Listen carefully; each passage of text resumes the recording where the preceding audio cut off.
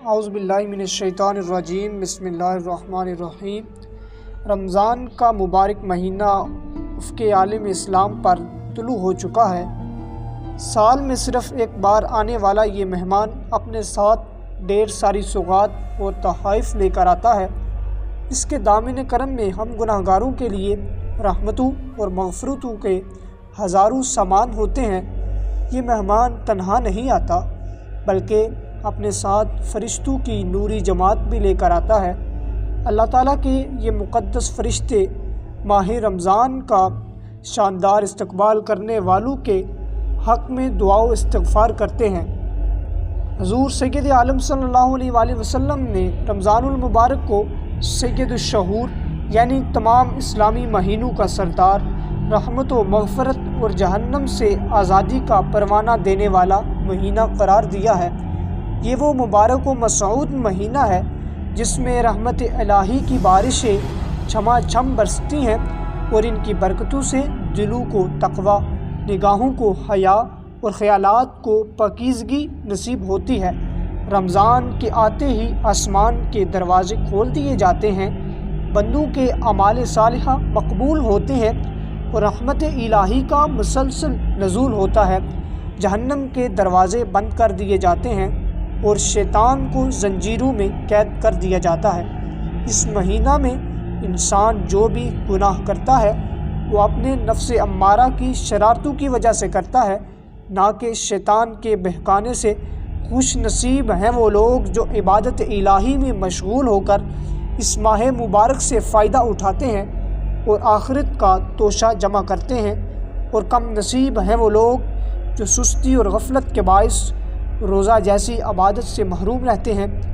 علامہ شاہ عبد العزیز محدث مراد آبادی علیہ رحمہ نے اسی غفلت کی طرف اشارہ کرتے ہوئے مسلمانوں کو یہ نصیحت فرمائی ہے: مسلمان رمضان کو غنیمت سمجھے، ہر رات کی قدر کرے، بلکہ اس کی ہر ساتھ ہر گھڑی کو نعمت الہی تصور کرے اور ہر وقت کائے خیر میں کمر بستہ رہے، اور بالخصوص اس عزت والی رات یعنی کہ شب قدر کی قدر کرے جو 1000 دنوں اور راتوں سے افضل ہے۔ قرآن کریم میں جہاں روزے کی فرضیت کا ذکر ہے، وہیں یہ بھی ذکر ہے کہ روزہ ایک قدیم عبادت ہے۔ تمام شریعتوں میں روزہ فرض تھا، اگرچہ اس کے ایام اور احکام جداگانہ تھے۔ روزہ تقویٰ و طہارت، تزکیہ نفس اور صفائی قلب کا بہترین ذریعہ ہے۔ بندہ مومن روزہ جیسی عبادت کے ذریعے زہد و تقویٰ اور طہارت نفس کے بلند ترین مقام پر فائز ہو جاتا ہے۔ ایمان کامل کا تقاضا بھی یہی ہے کہ ایک بندہ مومن زیادہ سے زیادہ عبادت کر کے تقویٰ اور قرب الہی حاصل کرے۔ حدیث طیبہ میں رمضان المبارک اور روزے کی بے شمار فضیلتیں وارد ہوئی ہیں۔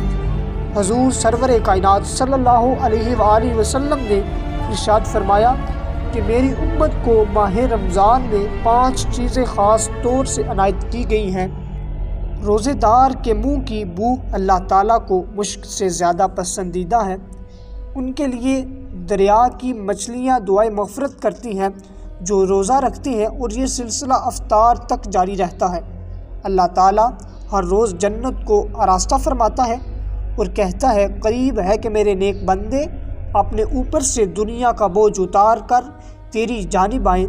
سرکش شیاطین قید کر دیے جاتے ہیں۔ آخری شب میں ان روزے داروں کی مغفرت کی جاتی ہے۔ صحابہ نے عرض کیا: یا رسول اللہ، کیا وہ شب قدر ہے؟ فرمایا: نہیں، بلکہ مزدور کا کام ختم ہوتے ہی مزدوری ادا کر دی جاتی ہے۔ حضرت ابو سعید خدری رضی اللہ عنہ سے مروی ہے کہ رسول اللہ صلی اللہ علیہ وآلہ وسلم نے فرمایا: جس نے اللہ تعالیٰ کے لیے روزہ رکھا، اللہ تعالیٰ اس کو دوزخ سے 70 سال کی مسافت تک دور کر دیتا ہے۔ حضور اکرم صلی اللہ علیہ وآلہ وسلم نے فرمایا کہ روزے بندوں کی شفاعت کریں گے۔ روزہ عرض کرے گا: اے اللہ، میں نے اسے دن میں کھانے پینے اور شہوت سے روکے رکھا، اس کے بارے میں میری شفاعت قبول فرما۔ بارگاہ الہی میں عرض کے بعد روزے کی شفاعت قبول ہوگی۔ غرض کہ رمضان المبارک کا مہینہ اپنے دامن میں رحمت و مغفرت اور برکات و حسنات کی بے شمار سوغات لے کر آتا ہے، اور روزہ دار ان قیمتی سوغات سے جہاں دینوی فلاح و بہبود سے ہمکنار ہوتا ہے، وہیں اخروی سعادت کی لازوال نعمتوں سے بھی مالا مال ہوتا ہے۔ رحمت و برکت کے اس موسم بہار سے فائدہ نہ اٹھانا بڑی محرومی کی بات ہے۔ حدیث شریف میں آیا ہے، بد نصیب ہے وہ شخص جو اس مہینہ میں بھی اللہ عز و جل کی رحمت سے محروم رہ جائے۔ امام حاکم نے حضرت کعب رضی اللہ تعالیٰ عنہ سے روایت کیا ہے کہ حضرت جبریل امین علیہ السلام نے قصداً روزہ نہ رکھنے والے کے حق میں ہلاکت کی دعا کی، اور حضور اکرم صلی اللہ علیہ وآلہ وسلم نے اس پر آمین فرمائی۔ روزہ وہ محبوب عبادت ہے جس میں بے شمار روحانی و جسمانی فوائد ہیں۔